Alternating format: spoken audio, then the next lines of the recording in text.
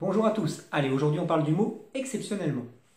Pourquoi est-ce qu'on parle du mot exceptionnellement? Eh bien parce que c'est un mot qui est très mal utilisé.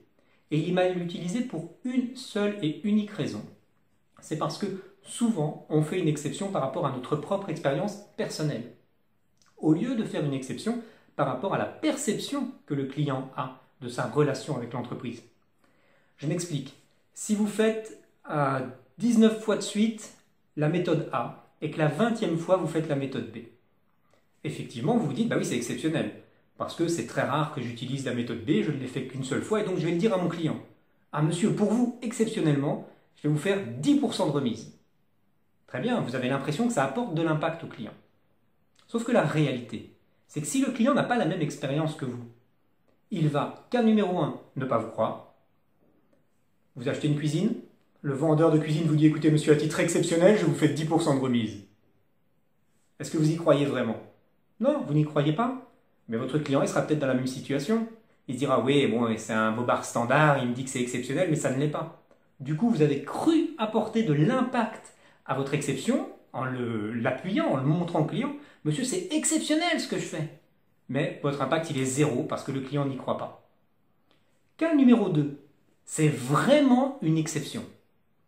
Du coup, vous dites, ah mais j'ai eu raison de le dire dans ce cas-là, je lui ai dit que c'était une exception et c'est vraiment une exception. Sauf que, qu'est-ce qu'il va faire le client comme tout le monde? Il va parler. Il va parler à sa femme, ses enfants, son voisin, ses cousins, son frère, ses amis, ses collègues de boulot. Il va dire, ah mais moi j'ai eu 10% de remise. Et vous allez peut-être vous retrouver avec toute une série de clients qui, à leur tour, vont vous demander 10% de remise et qui ne comprendront pas pourquoi vous leur dites non alors que vous avez dit oui à un client. Ah, c'est normal. Eh, mon voisin il a eu 10%, pourquoi est-ce que moi j'aurais pas 10%?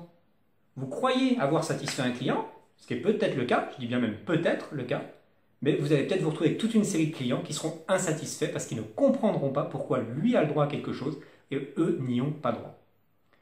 Le problème de l'exception et le problème du mot exceptionnellement, c'est donc souvent qu'on l'utilise par rapport à notre propre expérience. Si le client, il fait lui 20 contacts avec l'entreprise par an et qu'au 20e, vous lui faites une exception, écoutez monsieur, ça fait 20 fois que vous venez à titre exceptionnel, on va vous faire 10%. Pourquoi pas? Effectivement, là, on fidélise le client et on se fie à sa propre expérience. Et donc, c'est efficace. Parce que quand il va aller voir son entourage, il ne va pas aller dire « moi, j'ai eu 10% de remise en un coup de fil ».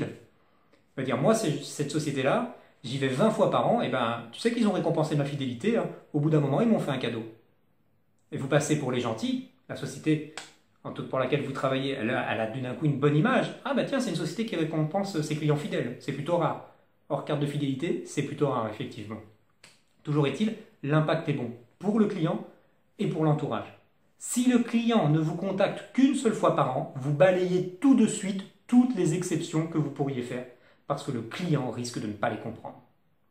De toute façon, pourquoi est-ce que vous faites une exception?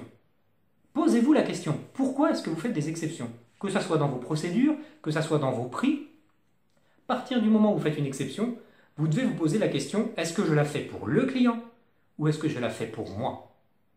Et si vous êtes un petit peu honnête, très certainement vous faites l'exception pour vous.